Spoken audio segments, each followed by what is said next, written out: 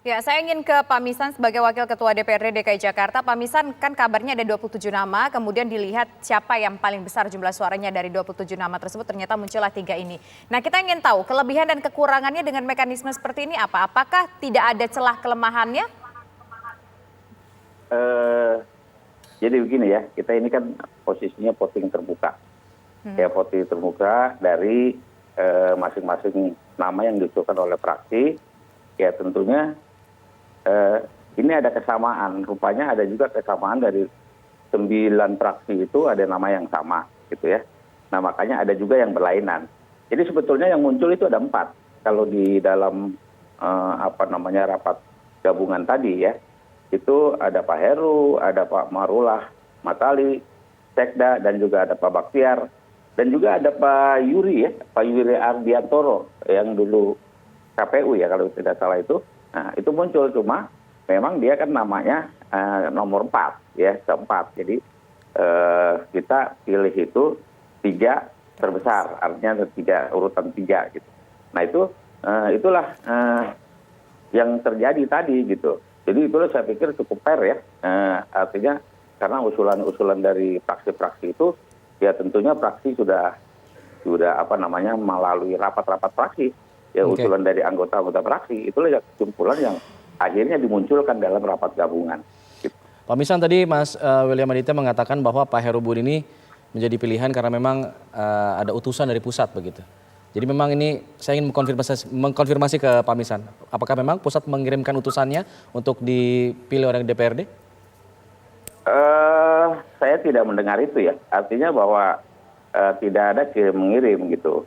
Ini sebetulnya kalau kita lihat dari 3 kandidat yang sudah diputuskan tadi dalam Rapimgab itu, saya melihat bahwa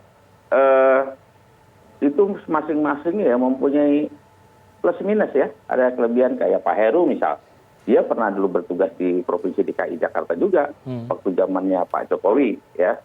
Kemudian juga Pak Marullah Matali ya, dia sekarang Sekda, beliau juga sebelumnya wali kota dan sekarang juga Sekda. Saya pikir dia mampu dan tahu ya tentang Jakarta gitu. Juga Pak Baktiar gitu. Ya, baik Pak Misan, kita jeda dulu ya karena kita harus mendengarkan kumandang azan maghrib untuk wilayah DKI Jakarta dan sekitarnya berikut ini. Selamat menjalankan ibadah sholat maghrib bagi Anda yang berada di wilayah DKI Jakarta dan sekitarnya. Sekarang kami ingin menuju ke tokoh DKI Jakarta, yaitu ada Babe Ridwan.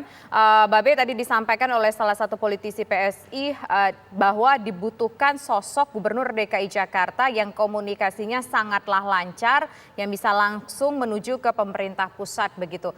Apakah Babe sepakat dengan poin ini sehingga ditunjuklah nama Pak Heru tadi? Begini ya. Zaman Pak Karno dulu gubernur DKI itu menteri. Dr. Sumarno kan menteri.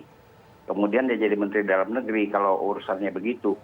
Yang paling penting banyak proyek-proyek dari gubernur sebelumnya itu yang harus dilanjutkan. Misalnya sekarang kan lagi dibenahi Kota Tua, itu harus dilanjutkan. Penamaan Jakarta itu harus dilanjutkan. Jadi dulu ya di zaman Belanda itu kalau pejabat baru diganti dengan menggantikan pejabat lama melaksanakan yang disebut Memory van Overgave. Jadi di sini nggak ada tradisi Belanda itu tidak dijalankan sehingga orang nggak tahu status Freeport karena dia nggak tahu perjanjian tahun 69. Jadi nggak ada itu. Jadi ini penting dilaksanakan, dimulai pada pergantian Anies dengan PLT-nya, atau mungkin juga situasi politik berubah, Anies jadi PLT. Bisa, kita nggak tahu. Yang punya kalender itu Tuhan, kita mah enggak. Jadi bisa yang PLT-nya Anies sendiri, berubah semuanya. Keadaan politik itu bukan hal yang mustahil, itu hal yang sah saja di dalam politik yang bergolak sekarang. Ya. Jadi karena itu menurut saya itu yang paling penting. Seandainya pun satu dari 3 orang ini akan jadi PLT, seandainya dia harus mempelajari apa-apa yang sudah dilaksanakan oleh yang sebelumnya, Baik. di mana yang sukses, di mana yang tidak. Baik, Pak gitu. B. Baik, saya ingin ke Pak Misan. Pak Misan, penjabat Gubernur DKI Jakarta ini tentunya apakah juga akan dimintai pertanggungjawaban seperti pejabat definitif? Tentunya iya ya, karena penjabat ini kan secara pastinya bahwa sama dengan gubernur definitif. Jadi tidak ada yang lain, tidak ada yang berubah sebetulnya. Soal pertanggungjawaban, soal mekanisme penganggaran dan sebagainya.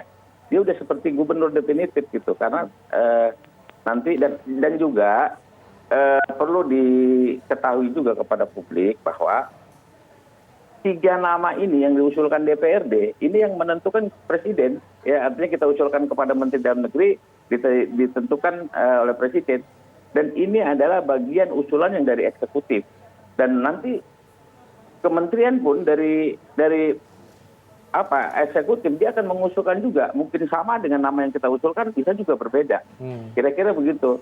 Dan penjabat itu ya sama dengan gubernur yang terpilih ini, kira-kira gitu. Oke. Bung Alfa. Baik, sekarang saya ingin ke Mas William. Mas William, ini kan orang berpikir 2 tahun ternyata wewenangnya kemudian juga apapun tugasnya sama dengan gubernur definitif. Tapi orang mungkin berpikir di luar sana seharusnya dengan cara demokrasi, tapi kan tidak mungkin melakukan demokrasi di sini begitu.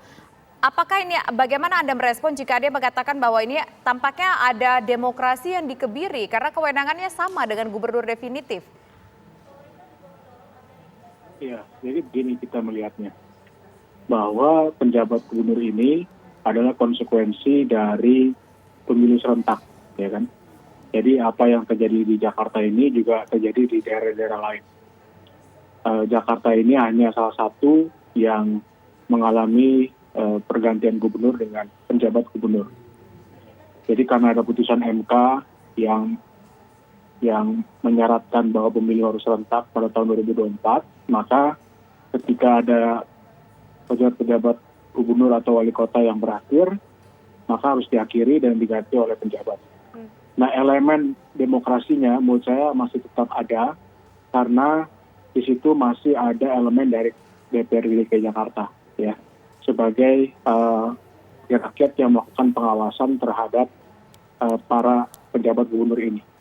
Nah, oleh karena itu, semua kebijakan-kebijakan strategis seperti kewenangan penganggaran pun tidak serta-merta ditentukan sendiri oleh penjabat gubernur, tetapi masih ada approval dari DPRD DKI Jakarta. Baik. Jadi kalau ditanya apakah hal ini tidak demokratis, kalau menurut saya masih ada elemen demokrasi, yaitu adanya elemen perwakilan masyarakat DKI Jakarta, DPRD DKI Jakarta, sebagai satu kesatuan pemerintahan daerah.